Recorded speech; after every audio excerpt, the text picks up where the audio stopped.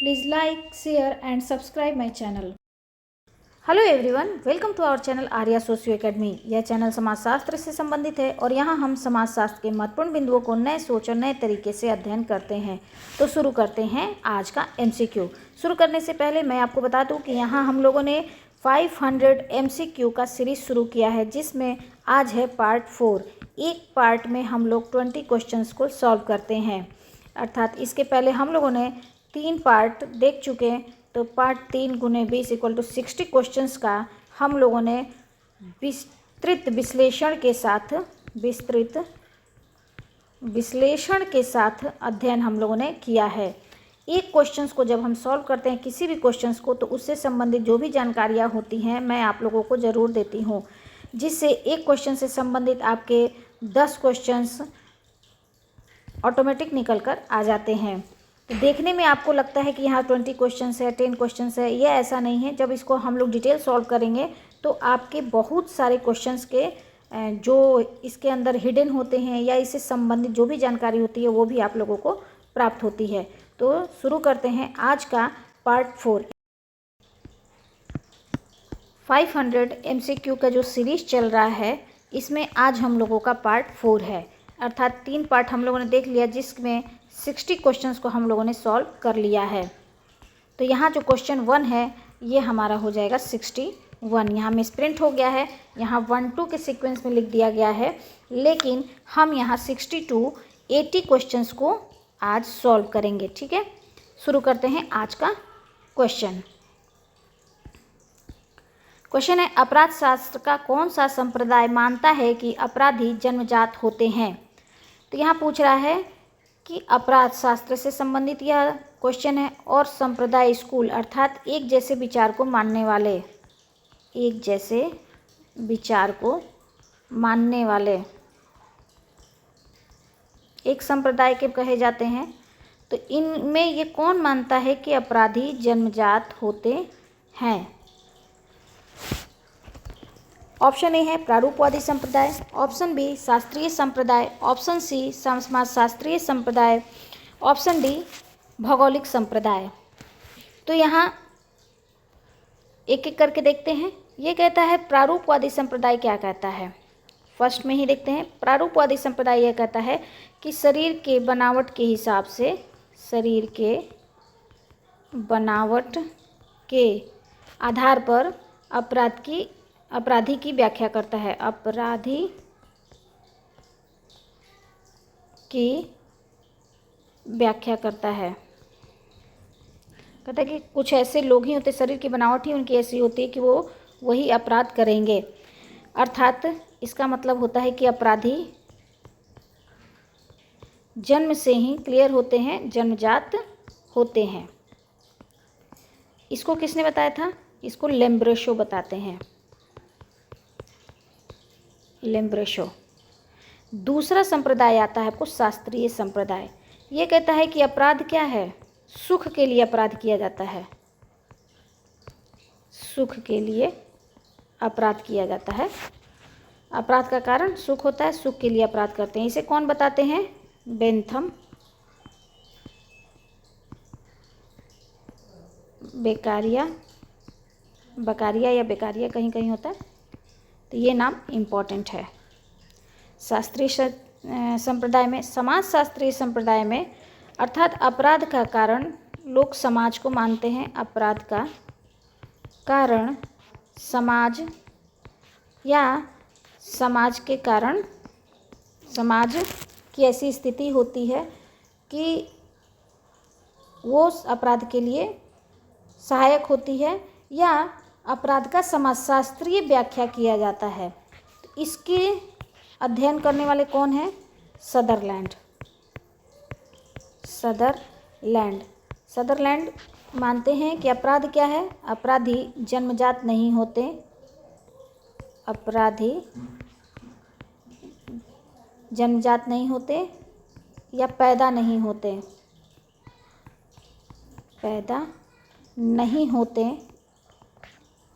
बल्कि बनाए जाते हैं अर्थात वो क्या है? समाज में बनते हैं, इसीलिए ये समाजशास्त्रीय संप्रदाय से जुड़े हुए हैं, बल्कि बनाए जाते हैं। समाजशास्त्री सिद्धांत में ही आपको आ जाता है अपराध का विभिन्न अवसर का सिद्धांत। अपराध में छोड़ देती हूँ।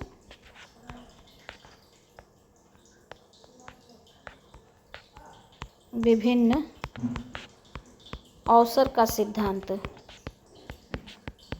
ये किसने दिया था? क्लिनार्ड एवं ओहलिन देते हैं।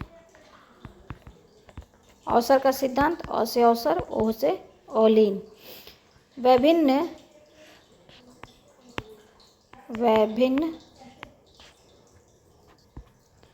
पहचान का सिद्धांत, पहचान का सिद्धांत, ये कौन देते हैं? ये देते हैं आपको ग्लेजर देते हैं। विभेदक सहचर्य का सिद्धांत सदरलैंड देते हैं। विभेदक सहचर्य का सिद्धांत कौन देते हैं? सदरलैंड देते हैं। जो इम्पोर्टेंट नेम है उन्हें बॉक्स में कर देती हूँ। मॉर्टन का एनोमी सिद्धांत, यह भी समाजशास्त्री सिद्धांत से संबंधित है। मॉर्टन का एनोमी सिद्धांत। भौगोलिक संप्रदाय की बात की जाए तो ये कहते हैं कि भौगोलिक दशाएं अपराध का कारण बनती हैं। भौगोलिक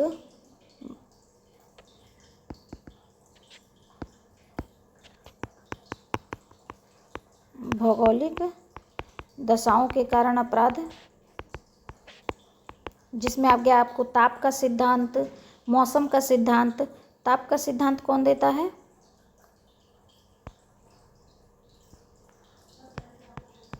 ताप का सिद्धांत यह आपको क्वेटलेट देते हैं। एडवर्ड क्वेटलेट कहते हैं कि गर्मी में व्यक्ति के विरुद्ध अपराध ज़्यादा होता है और सर्दी में वस्तु के विरुद्ध अपराध ज़्यादा होता है। ताप का मौसम का सिद्धांत, मौसम का सिद्धांत कौन देते हैं? आपको लैकेशन, ये मौसम का सिद्धांत देते हैं। तो यहाँ अपराध शास्त्र, अपराध से संबंधित जो भी इम्पोर्टेंट सिद्धांत है वो मैंने आपको यहाँ नोट करा दिया। देखिए क्वेश्चन सिर्फ एक है, लेकिन अगर हम देखेंगे तो यहाँ कितने सारे क्वेश्चंस निकल के आते हैं कि कौन कहता है, ये आपका कथन हो गया कि अपराधी पैदा नहीं होते बल्कि बनाए जाते हैं। सदरलैंड का सिद्धांत क्या है? विभेदक सहचर्य का सिद्धांत है। अपराध का समाजशास्त्री सिद्धांत कौन देते हैं? सदरलैंड देते हैं। अपराध का प्रारूपवादी सिद्धांत कौन देते हैं? लेम्ब्रेशो देते हैं। अपराध का विभिन्न पहचान का सिद्धांत कौन देते हैं? आपको ग्लेजर देते हैं। विभिन्न अवसर का सिद्धांत अपराध का क्लिनार्ड ओहलिन है। भौगोलिक से संबंधित ताप का सिद्धांत कौन देते हैं? क्वेटलेट देते हैं। मौसम संबंधी सिद्धांत लैकेशन देते हैं। अपराध का शास्त्रीय सिद्धांत किसने दिया था? बेंथम दिए थे, बेकारिया दिए थे।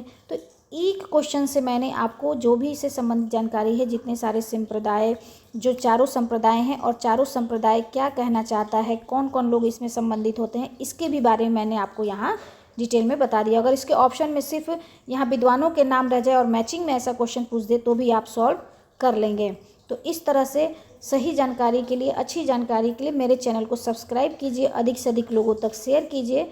जिन्होंने चैनल को सब्सक्राइब नहीं किया तो सब्सक्राइब करें और बेल आइकन ज़रूर प्रेस करें। लाइक और कमेंट करना बिल्कुल नहीं भूलें, पॉजिटिव कमेंट दें ताकि मुझे भी अच्छा लगे, मैं समझ सकूं कि आपको मेरी बातें समझ में आ रही हैं या नहीं आ रही हैं। तो फर्स्ट का आंसर हमारा क्या हो जाएगा? यहाँ फर्स्ट का आंसर हमारा हो जाएगा ए। मैं पेन चेंज कर देती हूँ, दिखे। फर्स्ट का आंसर हो जाएगा ए, प्रारूपवादी संप्रदाय। यह कहता है कि अपराधी जन्मजात होता है। नेक्स्ट हमारा क्वेश्चन हो गया 2। समाजशास्त्री आधुनिक समाज के पुजारी हैं, यह विचार है। 2 मतलब हो गया यहाँ 62। ऑप्शन ए है Max Weber, option B Emmanuel Durkheim, option C Kant, option D Marx. ये क्वेश्चन तो बहुत इजी है कि समाजशास्त्री आधुनिक समाज के पुजारी हैं। ये कहना क्या चाह रहा है, इसको पहले हम लोग समझते हैं। समाज का जो समाज शास्त्र का अध्ययन करने वाले क्या हो जाएंगे? समाजशास्त्री हो जाएंगे। और समाज शास्त्री को आधुनिक समाज का पुजारी क्यों कहा गया है, पहले ये समझ लेते हैं। फिर किसने कहा है ये तो बाद में देखेंगे। समाजशास्त्र के जनक कौन हैं? जनक हैं काम्ट, अगस्ट काम्ट। कब होता है ये? 1838 में होता है, फ्रांस में होता है। ठीक। समाजशास्त्र के जनक की जब बात हो रही थी, इन्होंने इसका नाम पहले क्या रखा था? Social physics. अगस्ट काम्ट इसे इसका नाम सोशल फिजिक्स देना चाहते थे, लेकिन एडवर्ड क्वेटलेट से संबंधित, या एडवर्ड क्वेटलेट ने इस नाम से पहले ही पत्रिका निकाल दी, इसलिए इन्हें सोशल फिजिक्स नाम चेंज करके सोशियोलॉजी रखना पड़ा। ठीक है, सोशियोलॉजी अर्थात समाज शास्त्र, समाज का अध्ययन करने वाला समाज शास्त्र। लेकिन ये समाज शास्त्र क्यों बनाना चाहते थे? आखिर उनको यह विचार क्यों आया? काम्ट को यह विचार क्यों आता है? क्योंकि वो देखते हैं कि पहले जो समाज था तो एक पारंपरिक समाज था, और पारंपरिक समाज में बदलाव हो रहा था। बदलाव के बहुत सारे कारण थे, इंटेलेक्चुअल फोर्सेस भी थी, आपके सामाजिक कारक भी थे, जिसमें इफ़ बहुत ही इम्पॉर्टेंट हो जाता है। इफ़ इंडस्ट्रियल रेवोल्यूशन,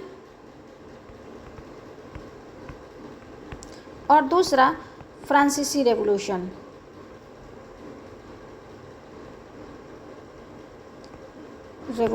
ठीक है, औद्योगिक क्रांति और फ्रांसीसी क्रांति मूल होता है सामाजिक कारक में। बौद्धिक कारक भी बहुत सारे 5 कारक होते हैं।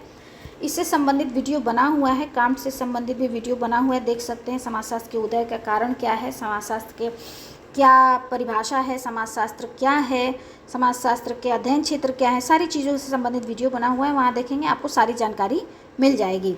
तो जब यह इस जो क्रांतियाँ हुई, इससे समाज बदल रहा था। तो औद्योगिक क्रांति हो रही थी, फ्रांसीसी क्रांति हो रही थी, तो जो नया समाज बन रहा था वो कौन सा समाज था? आधुनिक समाज था। तो आधुनिक समाज के अध्ययन के लिए ही समाजशास्त्र का जन्म हुआ, कि जो समाज में बदलाव आ रहे हैं, समाज में क्या है, कैसे है, इसको समझना बहुत ज़रूरी है। तो इसलिए काम्ट कहते हैं कि जो आधुनिक समाज का ये अध्ययन समाजशास्त्र करना शुरू किया, तो आधुनिक समाज का जो अध्ययन करता है, तो जो समाजशास्त्री हुए वो क्या होंगे?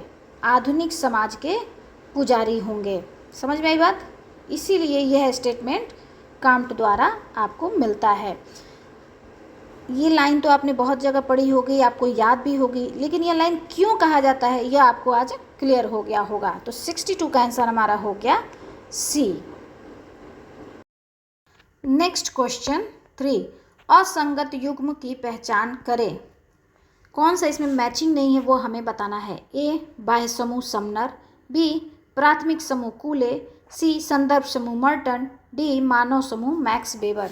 तो यहाँ जो भी क्वेश्चंस हैं समूह से संबंधित हैं, और इन समूह के बारे में किसने बताया है उनसे संबंधित विद्वानों के नाम दिए हुए हैं, और इसमें से कौन सा एक मैचिंग नहीं है वो हमें बताना है। क्वेश्चन पूछ रहा है, क्वेश्चन नंबर है ये हमारा 63। समूह से संबंधित वीडियो बना हुआ है, वहाँ देखेंगे आपको सारी जानकारी मिल जाएगी, इसका आंसर आप ढूंढ लेंगे। यहाँ आप चर्चा कर लेते हैं। बाह्य समूह समनर बिल्कुल सही है। अंतः समूह और बाह्य समूह की चर्चा कौन करते हैं? समनर करते हैं, प्लस अंतः समूह और बाह्य समूह।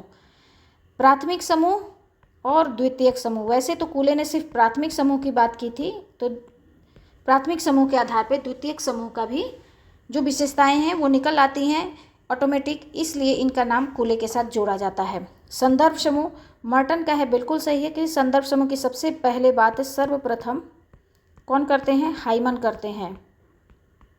संदर्भ समूह की सबसे पहले बात हाइमन करते हैं, और हाइमन के ही अध्ययन के आधार पर सापेक्षिक वंचना का सिद्धांत, संदर्भ समूह में आगे सापेक्षिक वंचना का सिद्धांत स्टाउफर देते हैं,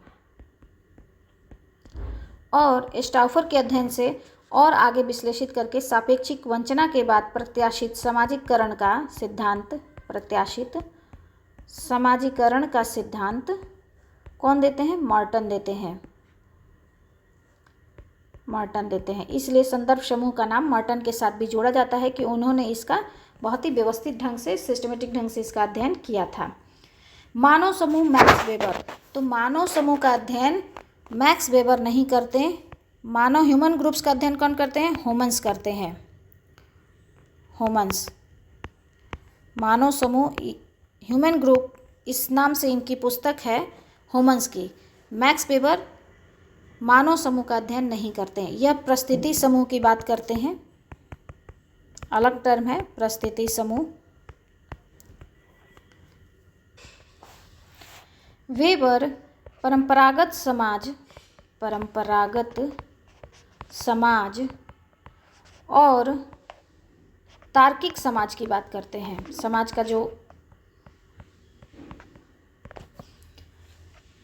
पार्ट बताते हैं, कहते हैं कि 2 पार्ट है, परंपरागत समाज और तार्किक समाज। एक आपका नाम आता है आपको सीमेल का, ये भी बहुत इम्पोर्टेंट है। एक द्विक त्रिक समूह, 3 तरह के समूह की बात करते हैं जो कि बहुत ही इम्पोर्टेंट है, क्वेश्चन में बहुत बार पूछा हुआ है। तो यहाँ 63 का आंसर हमारा क्या हो जाएगा? डी। नेक्स्ट हमारा क्वेश्चन है 4, ग्रामीण विकास कार्यों के लिए स्वयं सहायता समूह योजना self help group scheme SHG प्रारंभ हुई। ए 2 अक्टूबर 1995 को, बी 26 जनवरी 1996 को, सी 15 अगस्त 1997 को, डी 1 अप्रैल 1999 को। क्वेश्चन नंबर 64 पूछ रहा है कि सेल्फ हेल्प ग्रुप स्कीम कब प्रारंभ हुई थी। तो ये जो चारों ऑप्शन है, ये चारों ऑप्शन गलत हैं, ये चारों ऑप्शन इसमें नहीं होंगे।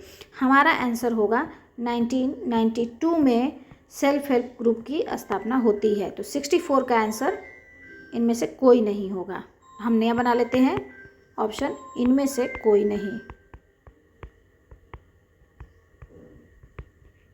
हमारा आंसर हो जाएगा ई। नेक्स्ट हमारा क्वेश्चन है 5 अर्थात 65। यह कहता है निम्न में से कौन लघु परंपरा का अंग नहीं है। ए लोक कथा, बी दंत कथा, सी रामायण, डी विवाह गीत। यहाँ जो क्वेश्चन पूछ रहा है लघु परंपरा का अंग कौन सा नहीं है। तो परंपरा की बात की जाए तो रेडफील्ड का अध्ययन हमें याद आता है। रेडफील्ड ने 2 तरह के समुदाय की बात की थी, लघु समुदाय और दूसरा बताते हैं बृहद समुदाय। बृहद समुदाय मुख्य रूप से तो लघु समुदाय ही इनका अध्ययन रहता है, जिसमें यहाँ जो पाई जाती है वो लघु परंपरा है और यहाँ जो पाई जाती है वो है बृहद परंपरा। ठीक है, इसका अध्ययन इनके शिष्य भारत में करते हैं, वो हैं आपको मिल्टन सिंगर।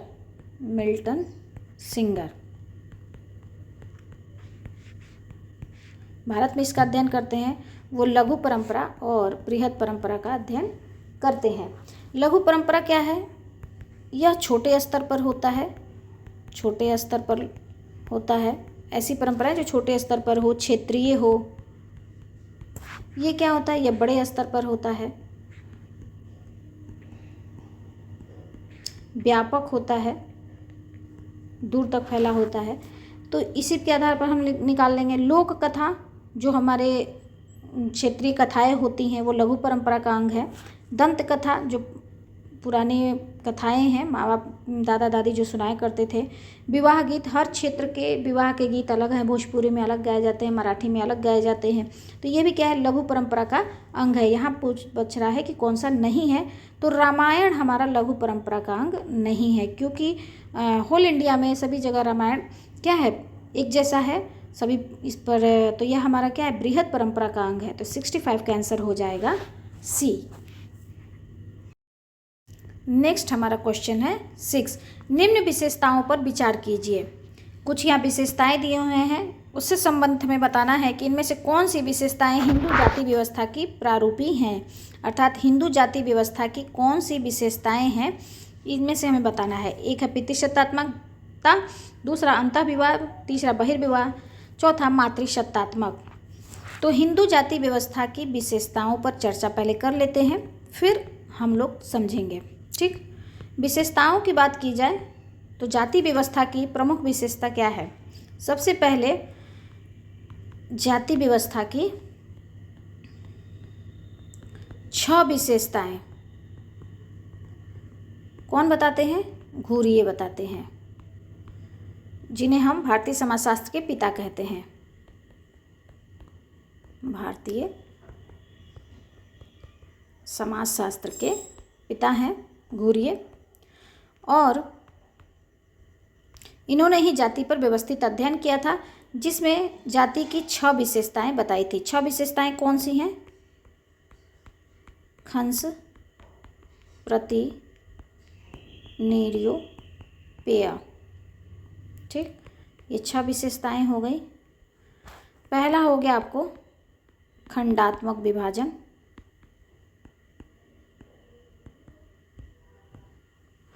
दूसरा संस्तरण, तीसरा आपको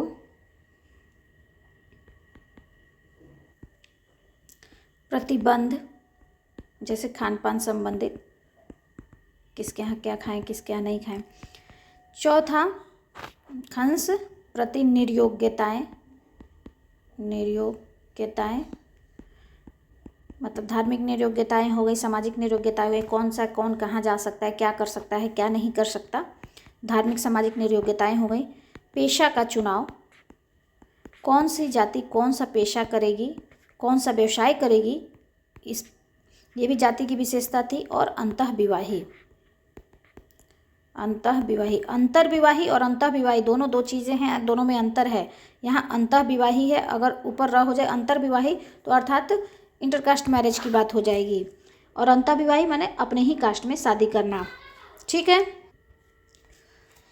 घुरिये ने जो विशेषताएं बताई थी, आगे हम ड्यूमा की भी विशेषता पढ़ते हैं। ड्यूमा ने भी 4 विशेषताएं बताई थी। हम क्यों पढ़ रहे हैं कि ड्यूमा ने भी जाति की बात बहुत ही अच्छे से की थी, जाति का संस्तरणात्मक सिद्धांत देते हैं।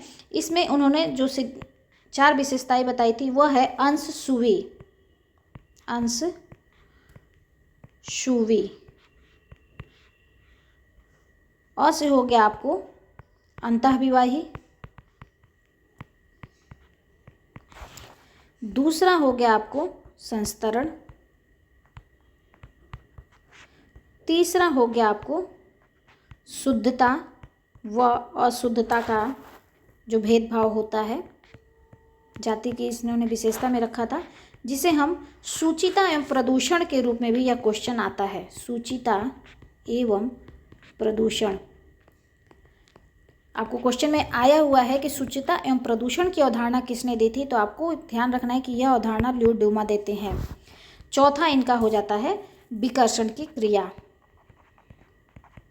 विकर्षण की क्रिया। पहले हमारे यहाँ भेदभाव थी, शुद्धता अशुद्धता की बात थी, तो जब इन लोगों ने अध्ययन किया तो पाया था कि हमारे यहाँ जाति व्यवस्था में ये सारी चीज़ें भी मिलती हैं, विकर्षण की क्रिया।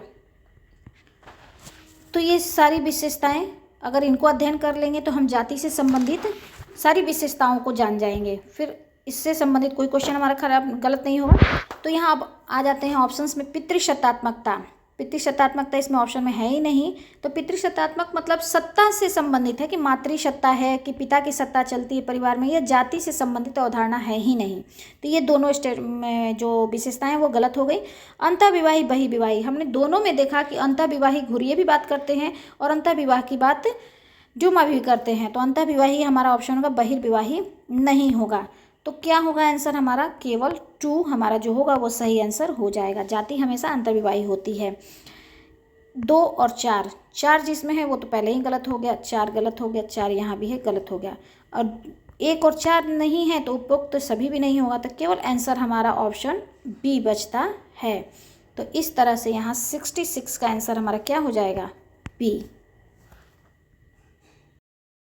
नेक्स्ट हमारा क्वेश्चन है 67। ये कहता है कि वर्णाश्रम व्यवस्था में निम्न में से किसे महत्व दिया गया है? ए व्यक्ति को, बी समाज को, सी ए एवं बी दोनों को, डी इनमें से कोई नहीं। तो वर्णाश्रम व्यवस्था क्या है? हमारे भारतीय परंपरा में 4 तरह के आश्रम की बात की गई है। 4 तरह के आश्रम की बात की गई है और माना गया है कि व्यक्ति का जीवन 100 वर्ष का है। व्यक्ति का जीवन 100 वर्ष का है और इसी 100 वर्ष को जीवन को कैसे बिताना है हमें समाज में, इसके बारे में आश्रम के अंतर्गत हम जानते हैं। पहला होता है ब्रह्मचर्य, जो हमें क्या है, जब हम जन्म लेते हैं 0 से लेकर 25 वर्ष तक हमें क्या है, शिक्षा ग्रहण करनी चाहिए, ब्रह्मचर्य रहना चाहिए। दूसरा आ जाता है गृहस्थ आश्रम।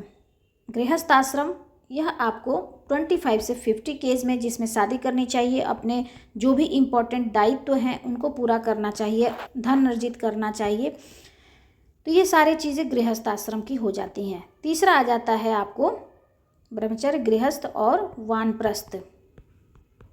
वानप्रस्थ आश्रम कहता है कि यह 50 से 75 वर्ष के बीच में करनी चाहिए, अर्थात जो गृहस्थ आश्रम में आपने शादी की, बच्चे हुए, धनोपार्जन किया, जो भी दान पुण्य, कर्तव्य, विधि विधान, ऋणों से मुक्ति के लिए कार्य, यज्ञ, हवन इत्यादि जो करना है वो सब गृहस्थ आश्रम में करने होते हैं। गृहस्थ आश्रम के बाद जो वानप्रस्थ आता है, अर्थात आप अब यहाँ मोह माया कम कीजिए, अपना जो समय है वह गृहस्थ परिवार से दूर वन की तरफ गमन करिए और समाज में यह अपना समय दीजिए। अब परिवार से दूर, अब आप समाज को समय दीजिए। चौथा हो जाता है संन्यास आश्रम। संन्यास आश्रम आपको 75 के बाद, अर्थात बिल्कुल मोह माया से दूर एकदम सन्यासी की तरह जीवन जिए और मोक्ष की प्राप्ति के लिए आप अपना कार्य करिए। तो यहाँ क्या करें कि जो व्यवस्था है वो किसको महत्व दे रहा है, समाज को भी यहाँ महत्व दे रहा है और व्यक्ति को भी महत्व दे रहा है। व्यक्ति का कर्तव्य बता रहा है कि किस समय कौन सा कार्य करना चाहिए और कौन सा समय समाज के लिए क्या उपयोगी है, ये दोनों का इसमें बैलेंस है। तो 67 का आंसर हमारा हो जाएगा सी। नेक्स्ट हमारा क्वेश्चन है 8। कथन ए, समाजशास्त्र की उत्पत्ति एक विघटित समाज के काल में हुई जिसका लक्ष्य सामाजिक विघटन के कारणों का अध्ययन और समाज में व्यवस्था को स्थापित करना था। ऑप्शन ए है ए और आर दोनों सही हैं तथा आर ए की सही व्याख्या है। बी कहता है कि ए और आर दोनों सही हैं किंतु आर ए की सही व्याख्या नहीं है। सी कहता है ए सही है, आर गलत है। डी कहता है ए गलत है और आर सही है। चलिए देख लेते हैं। कथन है कि समाजशास्त्र की उत्पत्ति एक विघटित समाज काल में हुई थी। यह बिल्कुल सही बात है कि समाज में क्या है, विघटन हो रहा था, क्रांतियाँ हो रही थी। एक तरफ औद्योगिक क्रांति थी और दूसरी तरफ फ्रांसीसी क्रांति थी। ठीक है, इन दोनों क्रांतियों के काल ने क्या किया, समाजशास्त्र के उदय की पृष्ठभूमि तैयार की। समाजशास्त्र के उदय की पृष्ठभूमि तैयार की। ठीक है, समाज में उथल पुथल थी, समाज की जो व्यवस्था थी वो चेंज हो रही थी। तो विघटित समाज का अध्ययन करने के लिए और सामाजिक व्यवस्था को स्थापित करने की, कैसे समाज को समझा जाए, समाज को कैसे फिर से व्यवस्थित किया जाए, इसके लिए समाजशास्त्र की उत्पत्ति होती है। तो यह बिल्कुल सही है। क्वेश्चन नंबर 2 में मैंने इसे अभी जस्ट क्वेश्चन नंबर 2 अर्थात 62 क्वेश्चंस में मैंने इसे अभी डिटेल में आपको बताया है। कारण कहते हैं कि समाजशास्त्र केवल उस समाज में महत्व रखता है जो समाज संकटों से भरा हो। बिल्कुल गलत है कि समाज शास्त्र केवल उसका समाज का अध्ययन नहीं करता है जो केवल संकट से भरा हो। हम तो सामान्य सभी समाज की बात करते हैं, जिसमें सामाजिक संबंध की बात करते हैं, सामाजिक अंतःक्रिया की बात करते हैं, सामाजिक समूह की बात करते हैं, अपराध की बात करते हैं, सहयोग की बात करते हैं, अंतःक्रिया की बात करते हैं। तो ये सारी चीज़ें क्या हैं, हम केवल संकट वाले समाज की बात नहीं करते, हम सभी चीज़ों की बात करते हैं। तो ए सही है और आर गलत है। तो हमारा ऑप्शन क्या हो जाएगा, आंसर सी। 8 का आंसर हो गया सी। नेक्स्ट क्वेश्चन 9, यह भी कथन और कारण है। मैं सिर्फ कथन और कारण को पढ़ देती हूँ, बाकी सेम तो वही चीज़ें हैं। कथन कहता है कि गंदी बस्तियाँ बाल अपराध के लिए उत्तरदायी हैं। कारण कि गंदी बस्तियाँ न होती तो बाल अपराध भी नहीं होते। यह पहले कह रहा है स्टेटमेंट कि गंदी बस्तियाँ बाल अपराध के लिए कारण होती है। बिल्कुल यह सही है, क्योंकि गंदी बस्तियों में क्या है, अभाव होता है। अभाव होता है भोजन के लिए, बिजली के लिए, पानी के लिए, स्पेस के लिए, हर चीज़ का अभाव होता है। और इस अभाव के कारण क्या होता है, आपको अपराध वृद्धि होती है, अपराध होता है, अभाव भी कारण होता है। दूसरा, इनकी सही से व्यवस्था हर चीज़ की नहीं होती, समाजीकरण सही नहीं होता है। तो इस कारण ये सारे चीज़ें होती हैं। कारण कहते गंदी बस्तियाँ न होती तो बाल अपराध न होते। बिल्कुल ये गलत बात है कि जरूरी नहीं है कि केवल गंदी बस्तियों के ही लोग अपराधी होते हैं और अच्छी जगह के लोग अपराधी नहीं होते हैं। बाल अपराध तो कहीं भी हो सकता है। समाजीकरण अगर गलत हो किसी भी मनुष्य का तो क्या है, वो अपराध कर सकता है। तो इस कारण स्टेटमेंट गलत हो, ये कारण आर गलत है और ये सही है। ये सही और आर गलत है, तो 9 का आंसर हमारा हो जाएगा सी। हमारा अगला क्वेश्चन 10 अर्थात 70 हो गया। 70 क्वेश्चन, यह भी कथन और कारण है, तो जिसे मैं सिर्फ इतना ही बता देती हूँ। कथन कहता है कि संस्कृति सीखे हुए व्यवहार प्रतिमानों का संपूर्ण योग है, कारण यह प्राणी शास्त्रीय विरासत का फल नहीं है। तो यह क्या कहता है कि संस्कृति क्या है, संस्कृति कल्चर हम अपनी सोसाइटी से सीखते हैं, ठीक है। हम जेनेटिकली नहीं होता, हम जन्मजात हमें ये नहीं मालूम होता है। अगर हम भारत में पैदा हुए हैं तो भारत का कल्चर सीखेंगे, क्योंकि हमारा क्या है, हमें भारतीय समाज से जो संस्कृति मिली उसे हमने अपना लिया। अगर कोई बच्चा अमेरिका में पैदा होता है तो वो वहाँ का कल्चर सीखेगा, तो वहाँ का उस समाज की जो संस्कृति होगी उस संस्कृति को अपनाएगा। तो क्या वह संस्कृति क्या है, सीखते हैं हम, ये जन्मजात हमें नहीं मिलती, हम सीखते हैं। कि कोई भी बच्चा अगर मान लीजिए कि भारत में ही जन्म लिया है लेकिन उसका लालन पालन, उसका पोषण अमेरिका में होता है, तो क्या है, वो अमेरिका की कल्चर को सीखेगा, भारत के कल्चर को नहीं सीखेगा। तो क्या है, इस तरह से क्या है, संस्कृति सीखे हुए व्यवहार प्रतिमानों का संपूर्ण योग है, यह बिल्कुल सही है। दूसरा कहते हैं कि प्राणी शास्त्रीय विरासत का फल नहीं है। अभी मैंने बता दिया कि यह क्या है, जेनेटिकली नहीं होता, बायोलॉजिकली नहीं होता, यह हम एडॉप्ट करते हैं। जिस सोसाइटी में रहते हैं, जिस समाज में रहते हैं, उसका कल्चर हम एडॉप्ट करते हैं। तो कथन और कारण दोनों सही हैं, और क्योंकि हम एडॉप्ट करते हैं तो हम सीखते हैं, अर्थात इसकी सही व्याख्या है। तो 70 का आंसर हो गया ए और आर दोनों सही हैं, और आर ए की सही व्याख्या करता है। एक चीज़ और नोटिस करिएगा कि कथन का जो ये स्टेटमेंट है कि संस्कृति सीखे हुए व्यवहार प्रतिमानों का कुल योग है, यह एक परिभाषा है। देखिए परिभाषा से कैसे क्वेश्चन के रूप में बना दिया गया कि यह परिभाषा किसकी है, हॉवेल की यह परिभाषा है। नोट कर लीजिएगा, इंपॉर्टेंट है, ये क्वेश्चन में पूछा हुआ क्वेश्चन है कि संस्कृति की यह परिभाषा किसने दी है, ऑप्शन हॉवेल दिया है। कुछ और परिभाषाएं हैं जिन्हें हमें याद रखना चाहिए। परिभाषा अर्थात संस्कृति से संबंधित वीडियो बना हुआ है, आप वहां जाकर देखेंगे तो सारी जानकारी आपको मिल जाएगी। कल्चर से संबंधित उनकी परिभाषा क्या है, सभ्यता और संस्कृति में क्या अंतर है, संस्कृति क्या होती है इत्यादि, इन सब से संबंधित वीडियो बना हुआ है, वहां देखेंगे सारी जानकारी आपको मिल जाएगी। अगला हमारा क्वेश्चन है 71। क्वेश्चन कहता है, यह भी कथन और कारण है, कहता है कि हम समिति के सदस्य होते हैं, संस्था के नहीं। कारण, क्योंकि समिति समूह होता है और संस्था नियम और कार्यप्रणाली। ये बिल्कुल सही है, कहता है कि हम समिति के सदस्य होते हैं, संस्था के नहीं। यह कथन किसका है, यह भी एक कथन है। पहले परिभाषा से संबंधित था, यह कथन से संबंधित है। यह कथन मैकाइवर एवं पेज का है, मैकाइवर का है। क्यों हम समिति के सदस्य होते हैं, क्योंकि समिति समूह होता है, समिति समूह होता है, और संस्था क्या होती है, नियम और कार्यप्रणाली की व्यवस्था होती है। समिति एवं संस्था से संबंधित वीडियो बना हुआ है, वहां देखेंगे तो सारी डिटेल जानकारी आपको मिल जाएगी। अर्थात ए और आर दोनों सही हैं, और आर ए की सही व्याख्या करता है। तो 71 का आंसर हमारा हो जाएगा ए। नेक्स्ट हमारा अगला क्वेश्चन है 72। क्वेश्चन यह भी कथन कारण है। कथन कहता है कि मानव का सांस्कृतिक जीवन आर्थिक व्यवस्था का प्रतिबिंब है, क्योंकि उत्पादन की विधि आर्थिक दशा से निर्धारित होती है। यह जो कथन है वो क्या है, यह मार्क्स के अध्ययन से संबंधित है। कहता है कि मानव के सांस्कृतिक जीवन आर्थिक व्यवस्था का प्रतिबिंब है। अधिसंरचना और अधोसंरचना,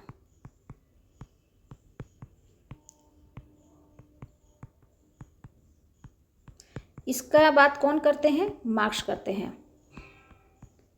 मार्क्स कहते हैं कि अर्थ सबसे बेस में होता है, सबसे नीचे होता है, यह आधार होता है, और इसी पर समाज की सारी चीज़ें टिकी हुई होती हैं। आपकी सामाजिक, सांस्कृतिक, राजनीतिक सभी संस्थाएं क्या हैं, कला, ये सारी चीज़ें अर्थ पर ही टिकी होती हैं। तो अर्थात मानव का सांस्कृतिक जीवन आर्थिक व्यवस्था का प्रतिबिंब है। मार्क्स के अनुसार अध्ययन करेंगे तो यह बिल्कुल सही है। दूसरा कहता है कि उत्पादन की विधि आर्थिक दशा को निर्धारित करती है। तो यहाँ जो दूसरा लाइन है वो आपको मार्क्स के ऐतिहासिक भौतिकवाद, ऐतिहासिक भौतिकवाद की जो अवधारणा मार्क्स की है उससे संबंधित यह स्टेटमेंट है। कहते हैं कि जैसे जैसे व्यक्ति की आर्थिक दशा में बदलाव होता है, उत्पादन की विधि चेंज होती है और उससे सामाजिक संबंध बदलता है, और सामाजिक संबंध बदलने से समाज बदलता है, जिसमें उन्होंने 5 प्रकार के समाज की बात की थी। आये, प्रशापु, आदिम समाज, एशियाई समाज, प्राचीन समाज, सामंतवादी समाज, पूंजीवादी समाज। ठीक है, 5 तरह के समाज की बात करते हैं। इससे संबंधित वीडियो बना हुआ है मार्क्स है। अधिसंरचना, अधोसंरचना क्या होती है, ऐतिहासिक भौतिकवाद, द्वंद्वात्मक भौतिकवाद, वर्ग संघर्ष इत्यादि जो भी चीज़ें हैं मार्क्स जो बताते हैं उससे संबंधित वीडियो बना हुआ है, वहाँ देखेंगे आपको सारी जानकारी मिल जाएंगी। तो यहाँ कथन और कारण दोनों सही हैं, ए और आर दोनों सही हैं, और आर ए की सही व्याख्या करता है। तो 72 का आंसर हमारा हो जाएगा ए। हमारा अगला क्वेश्चन है 13, the elementary forms of religious life पुस्तक के लेखक कौन हैं? A Max Weber, B Durkheim, C Evans Pritchard, D इनमें से कोई नहीं। तो ये बुक जो है elementary forms of religious life धार्मिक पुस्तक से संबंधित है। मैक्स वेबर की पुस्तक है द प्रोटेस्टेंट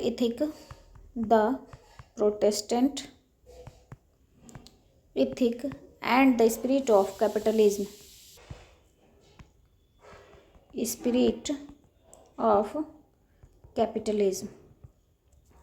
धर्म से संबंधित दुर्खीम की बुक है the elementary forms of religious life, the elementary forms of religious life. ये किसकी है? तो 13 का आंसर हमारा 73 का आंसर हमारा हो गया बी। इवांस प्रिचार्ड की भी कुछ चीज़ें इंपॉर्टेंट है, नोट कर लीजिएगा, मैचिंग में पूछता है अक्सर। ये इनकी बुक है द न्यूड्स,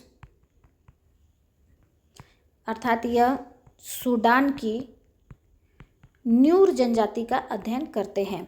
इनकी एक और बुक है witchcraft, WITCH, witchcraft oracles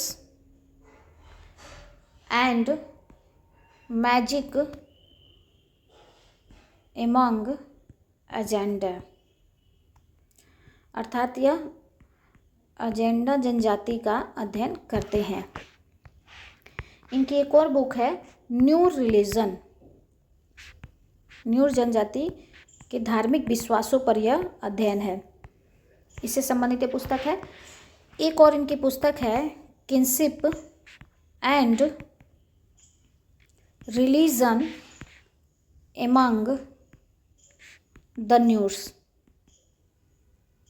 अर्थात ये न्यूर और एजेंडा जनजाति का अध्ययन करते हैं, उससे संबंधित वो जादू टोना, नातेदारी, धार्मिक विश्वास इत्यादि का अध्ययन करते हैं। सर्वप्रथम जादू टोना इत्यादि की अध्ययन इवांस प्रिचार्ड ने ही शुरू की थी।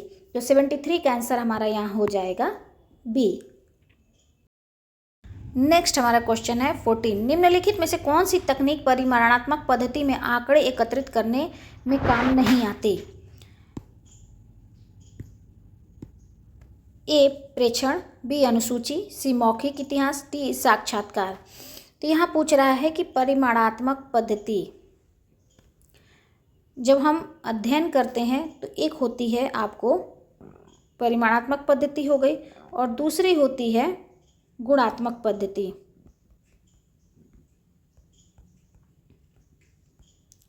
परिमाणात्मक पद्धति जिसका हम माप कर सकते हैं, देख सकते हैं, जिसे सांख्यिकी रूप में हम व्यक्त कर सकते हैं, और गुणात्मक पद्धति वो है जिसे हम देख नहीं सकते हैं, सिर्फ अनुभव करते हैं, जिसे हम सांख्यिकी रूप में व्यक्त नहीं कर सकते, वो गुणात्मक पद्धति के आते हैं। प्रेक्षण, अनुसूची और साक्षात्कार, अर्थात इसकी विधि कौन सी हो गई? अवलोकन, अनुसूची और साक्षात्कार के माध्यम से हम परिमाणात्मक पद्धति के द्वारा अध्ययन करते हैं। मौखिक इतिहास क्या है? यह गुणात्मक पद्धति में इसका उपयोग करते हैं, ओरल हिस्ट्री जिसको हम इंग्लिश में कहते हैं, अर्थात किसी भी घटना के बारे में जब हम जो पुराने लोग हैं, जो बीती हुई घटना से संबंधित लोग हैं, उनसे जाकर हम उनका मौखिक मतलब उनसे जो घटना के बारे में जानकारी लेते हैं वो मौखिक इतिहास कहलाता है। तो ओरल हिस्ट्री जैसे स्वतंत्रता के समय के जो लोग रहे होंगे उनसे संबंधित पुरानी बातों को जब हम जानने का प्रयास करेंगे तो वो क्या है, गुणात्मक पद्धति के अंतर्गत आता है। और ये जिस साधन का हम प्रयोग कर रहे हैं, जिसके डाटा हम डाटा कलेक्ट करते हैं, जिसके माध्यम से वह ओरल हिस्ट्री कहलाएगी। तो 14 का आंसर हमारा हो गया सी। नेक्स्ट हमारा क्वेश्चन है 15। दंड की सामाजिक प्रतिक्रिया का रूप है, यह विचार इनमें से किसके हैं? ए मर्टन, बी दुर्खिम, सी स्पेंसर, डी टालकट पार्सन्स। तो यहाँ कह रहा है कि दंड अपराध की सामाजिक प्रतिक्रिया है, यह किसने कहा है? तो हम यहाँ अध्ययन को ध्यान में रखिए दुर्खिम का। दुर्खिम क्या कहते हैं? दो तरह के समाज की बात करते हैं। एक कहते हैं यांत्रिक समाज है।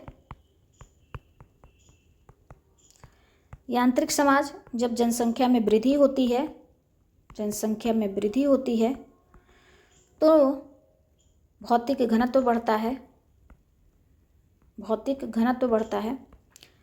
भौतिक घनत्व बढ़ता है तो नैतिक घनत्व भी बढ़ता है, अर्थात समाज में अंतःक्रिया भी ज़्यादा होती है। नैतिक घनत्व बढ़ने से श्रम विभाजन एवं विशेषीकरण होता है। श्रम विभाजन और विशेषीकरण होता है और इससे जिस नए समाज की स्थापना होती है वो कौन सी होती है? स्वावयवी समाज। ठीक, स्वावयवी समाज। एक हो गया आपको यांत्रिक समाज और स्वावयवी समाज। यहाँ क्या होता है? सामूहिक चेतना होती है, सामूहिक चेतना होती है, अर्थात जो व्यक्ति क्या है, यंत्रवत सोचता है, मशीन की भांति सोचता है। एक जैसा सोचेंगे सभी वैसा ही सोचेंगे। समूह में एकता की भावना ज़्यादा होती है। वो समूह में जो एकता है वो पारस्परिक चेतना के माध्यम से होती है। एक जैसे साझा विश्वास इत्यादि मूल्य इत्यादि होते हैं। स्वावयवी समाज क्या होता है? सामूहिक प्रतिनिधानों के माध्यम से एकता में बंधा होता है, सामूहिक प्रतिनिधानों के माध्यम से बंधा होता है। ठीक है। यांत्रिक समाज में आपको दमनकारी कानून देखने को मिलता है, दमनकारी कानून। और स्वावयवी समाज में प्रतिकारी कानून होता है, प्रतिकारी कानून। ठीक है। दमनकारी कानून क्या होता है? दमनकारी कानून होता है कि समाज में अगर व्यक्ति कोई अपराध करता है, व्यक्ति का जो अपराध था वह व्यक्ति का स्वयं का अपराध नहीं माना जाता, वह अपराध उसका समाज के प्रति अपराध माना जाता है। समाज के प्रति अपराध माना जाता है कि अगर आपने कोई गलती की है तो यह गलती समाज को प्रभावित करेगी, समाज के लिए आपने गलत काम किया है। आज के समय का जो स्वावयवी समाज है उसमें जो प्रतिकारी कानून है वो कहता है कि व्यक्ति का अपराध क्या है? सिर्फ व्यक्ति का अपराध माना जाएगा, व्यक्ति का अपराध माना जाएगा।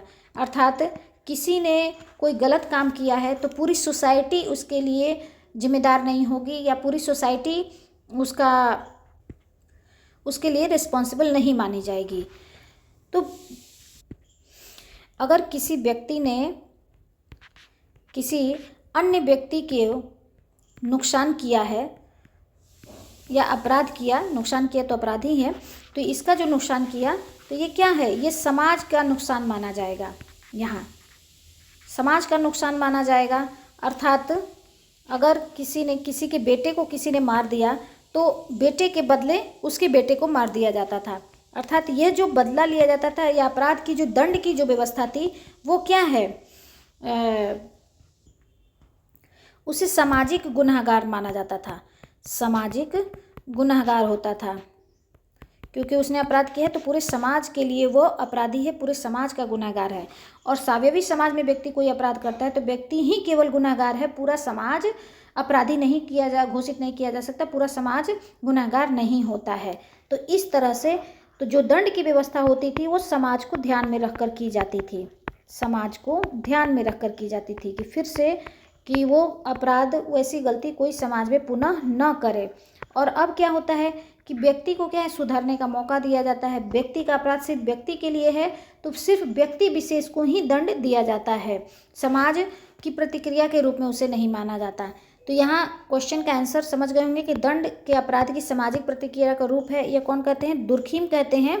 और क्यों कहते हैं, कैसे कहते हैं, इसे आप यहाँ समझ गए होंगे। दमनकारी कानून और प्रतिकारी कानून क्या होता है, यह क्या है, समाज को ध्यान में रखकर किया जाता है। जो भी अपराध होता है, सामाजिक गुनहगार होते हैं, और जो दंड की व्यवस्था होती है वह सामाजिक रूप से समाज को सुधारने के लिए की जाती है। और प्रतिकारी कानून में व्यक्ति को सुधारने के लिए प्रयास किया जाता है, और जो अपराध है व्यक्ति के प्रति न मानकर समाज के प्रति न मानकर व्यक्ति के प्रति माना जाता है।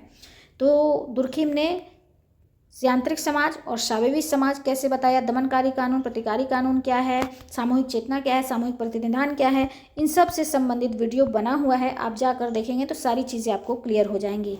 तो 75 का आंसर हमारा हो गया बी। नेक्स्ट हमारा क्वेश्चन है 76। यह क्वेश्चन कहता है कि समिति का लक्षण इनमें से कौन सा है। यह विस्तृत है, सामाजिक संबंधों का जाल है, सदस्यता अनिवार्य है, सदस्यता स्वैच्छिक है। तो समिति की क्या विशेषताएं हैं, ऐसा, अंश, औपव्य, नि। समिति से संबंधित वीडियो बना हुआ है, वहाँ देखेंगे तो ये सारी जानकारी वहाँ डिटेल में आपको मिल जाएंगी। ए से हो गया आपको ऐच्छिक सदस्यता, ऐच्छिक सदस्यता। सा से हो गया यह एक साधन है। अ से हो गया आपको अस्थायी है। स से हो गया संरचना है। अ से हो गया इसमें औपचारिकता होती है। व्य से हो गया व्यक्तियों का संग्रह है, व्यक्तियों का संग्रह है। बी से है विचार पूर्वक स्थापना होती है, विचार पूर्वक स्थापना है।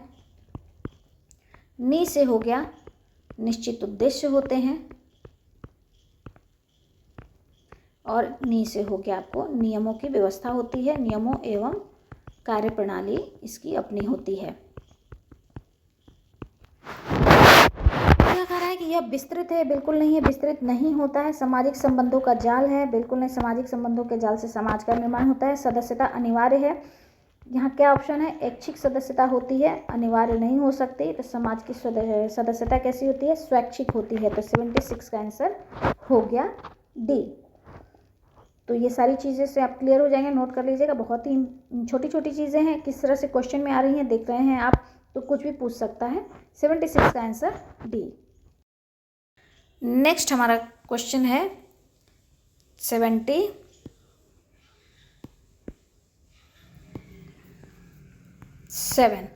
कहता है कि किसने संस्कृति को इस प्रकार परिभाषित किया, संस्कृति वह संपूर्ण जटिलता है जिसमें ज्ञान, विश्वास, कला, नैतिकता, कानून, प्रथा तथा वे सभी क्षमताएं एवं गुण सम्मिलित हैं जिन्हें मानव समाज का सदस्य होने के नाते प्राप्त करता है। ए रॉबर्ट विस्टियर, बी एडवर्ड टायलर, सी मेलिनोव्स्की, डी बोगार्ट्स। तो ये संस्कृति की परिभाषा है। अभी हम लोगों ने पीछे क्वेश्चन में पढ़ा किसकी परिभाषा, हॉवेल की परिभाषा। क्या परिभाषा थी, संस्कृति सीखे हुए व्यवहार प्रतिमानों का कुल योग है, या संस्कृति सीखे हुए व्यवहार प्रतिमानों का योग है। संस्कृति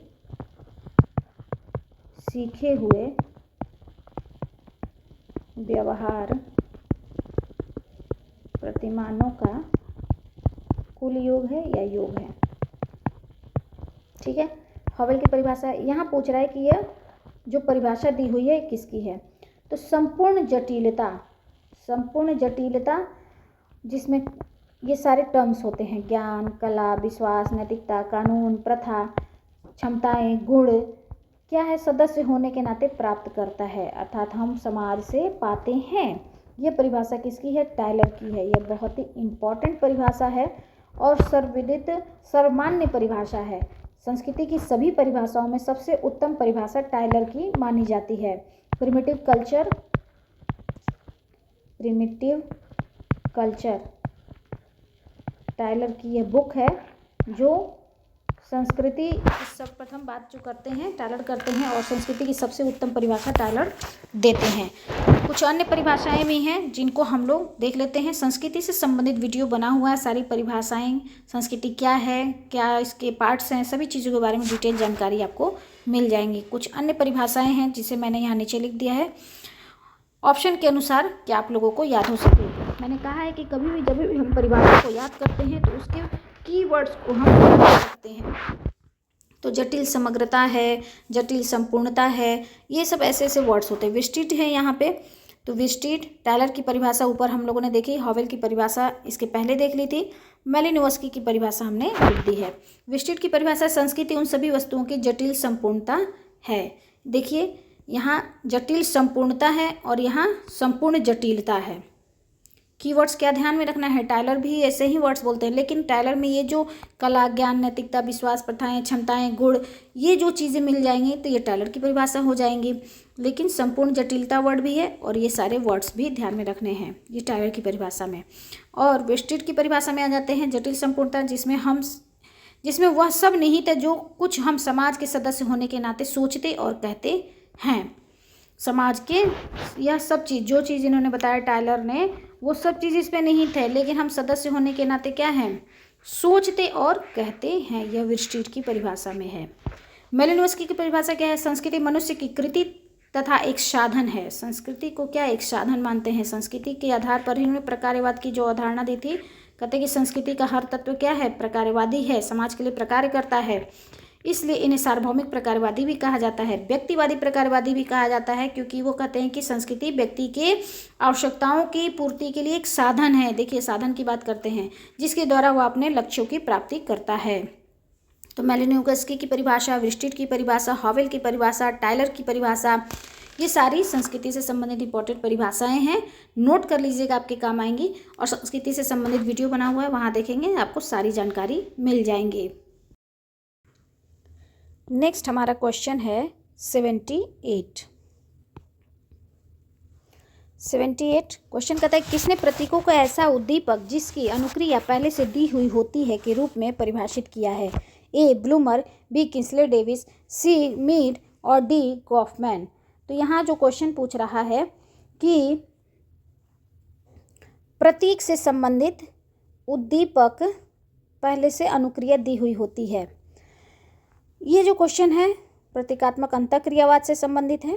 प्रतीकात्मक अंतःक्रियावाद से संबंधित है।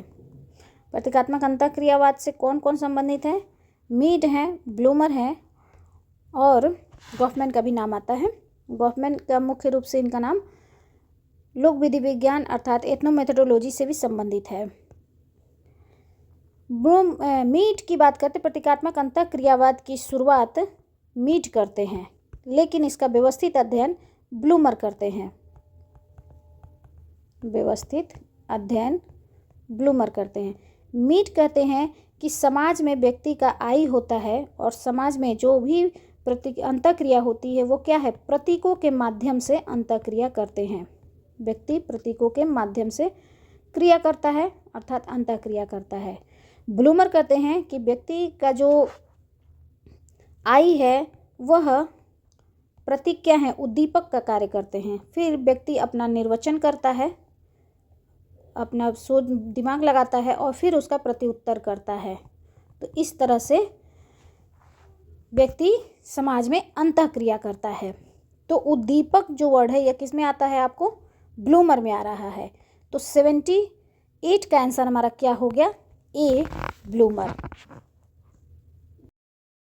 हमारा अगला क्वेश्चन 19, इनमें से कौन सा सामुदायिक मनोभावों का तत्व नहीं है। ए गौड़ की भावना, बी हम की भावना, सी भूमिका की भावना, डी निर्भरता की भावना। देखिए कितना इम्पोर्टेंट ये क्वेश्चन है, कोई इसको समझ नहीं पाता है। सामुदायिक मनोभावों का तत्व कौन सा है। तो ये जो क्वेश्चन किससे संबंधित है, समुदाय से संबंधित है ये क्वेश्चन। समुदाय में 3 तत्व होते हैं, समुदाय के 3 तत्व होते हैं, GLC, group, land, community feeling.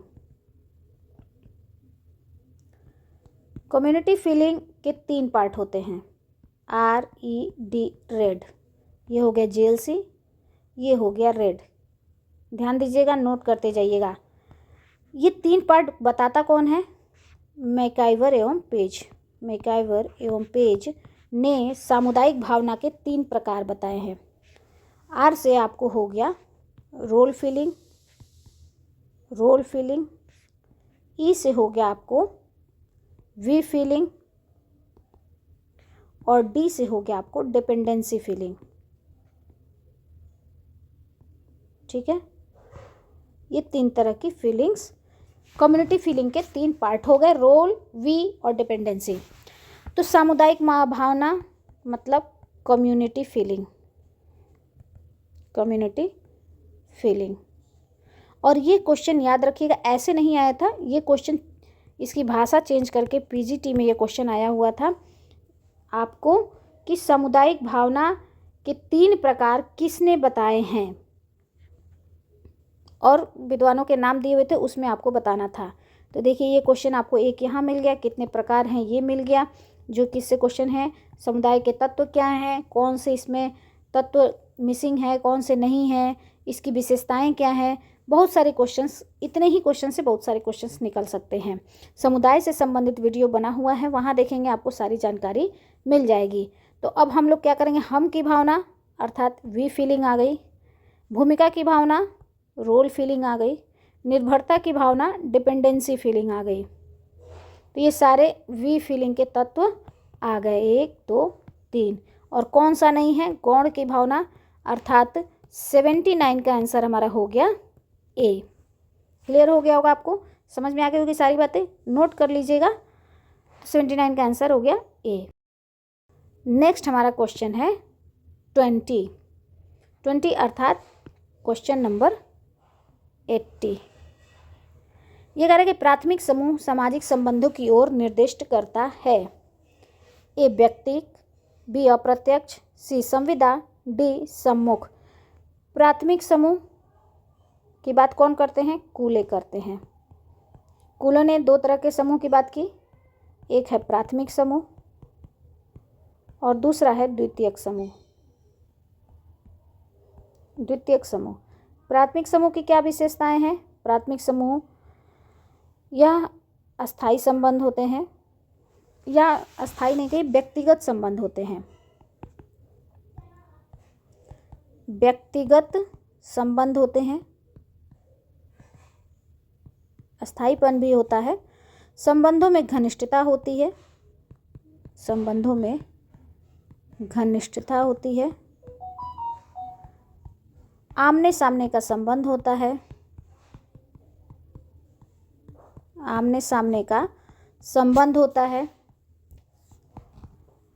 चौथा, लंबी अवधि तक साथ होते हैं, लंबी अवधि होती है इनकी। पांचवा, इसमें औपचारिकता नहीं होती, अनौपचारिक होती है, अनौपचारिक संबंध होते हैं।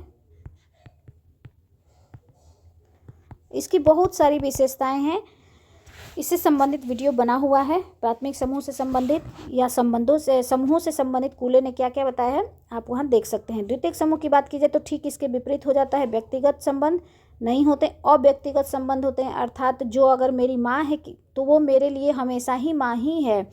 और अव्यक्तिगत संबंध वो हैं जैसे कि अगर कोई दुकानदार है तो आपसे आज खरीदे, आपसे दुकानदार ग्राहक का जो संबंध है आज है, मुझसे आपसे नहीं बनी तो मैं दूसरे दुकान के पे चली जाऊंगी, दूसरे दुकानदार से मेरा जो ग्राहक और दुकानदार का संबंध होगा, तो इस तरह से यह अव्यक्तिगत होता है। संबंधों की घनिष्ठता, आप समझ ही रहे हैं कि संबंधों में जितनी प्रगाढ़ता प्राथमिक समूह में होती है द्वितीयक में नहीं होती। आमने सामने का संबंध, इसकी आलोचना किंसले डेविस भी करते हैं इस टर्म के, कि आमने सामने का संबंध जहाँ द्वितीयक समूह में भी आमने सामने के संबंध होते हैं, लेकिन कूले ने इसको प्राथमिकता दी है। लंबी अवधि, जहाँ हम ज़्यादा समय बिताते हैं तो वहाँ निश्चित ही हमें संबंध जो क्या है प्राथमिक रूप के हो जाते हैं, तो प्राथमिक समूह का निर्माण हो जाता है। अनौपचारिक संबंध होते हैं, द्वितीयक समूह में औपचारिक संबंध होते हैं, जैसे किसी ऑफिस में या कहीं हम कार्य क्षेत्र में कोई भी जगह होते हैं तो वहाँ हमारे औपचारिक संबंध होते हैं। तो इस तरह से प्राथमिक समूह के सामाजिक संबंध, कौन से संबंधों से संबंधित मैंने यहाँ बातें लिखी हैं। अव्यक्तिक होते हैं, अव्यक्तिक कहाँ होते हैं, द्वितीयक समूह में होते हैं, तो प्राथमिक समूह में नहीं होते हैं। प्रत्यक्ष संबंध, यहाँ अप्रत्यक्ष, यहाँ प्रत्यक्ष भी लिख सकते हैं। आमने सामने का मतलब हो ही गया प्रत्यक्ष संबंध, और यहाँ अप्रत्यक्ष हो गया। तो अप्रत्यक्ष क्या है, यह द्वितीयक समूह के विशेषता है। संविदा, संविदा नहीं है, यहाँ लंबी अवधि है, मैंने लिखा ही है, तो ये क्या हो जाएगी, संविदा नहीं हुई। सम्मुख माने आमने सामने का संबंध, तो 80 का आंसर हो गया डी। कौन सा संबंध होता है, सम्मुख संबंध होता है, आमने सामने का संबंध होता है, तो 80 का आंसर डी हो गया। अगला हमारा क्वेश्चन है 81।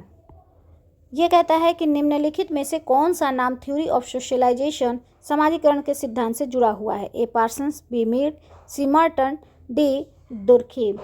तो थ्योरी ऑफ सोशलाइजेशन का नाम किससे जुड़ा हुआ है, इसका आंसर आप सभी देंगे। मुझे उम्मीद है कि आप लोग आंसर देंगे, आंसर दीजिए तो मुझे भी समझ में आएगा कि आप लोग कुछ पढ़ रहे हैं, मेरी बातों से कुछ सीख रहे हैं, तो मुझे अच्छा लगेगा। तो 81 का आंसर आप सभी देंगे। आई थिंक ये जो आज का MCQ है आप लोग को समझ में आया होगा, आप लोगों के लिए हेल्पफुल रहा होगा। थैंक यू, धन्यवाद।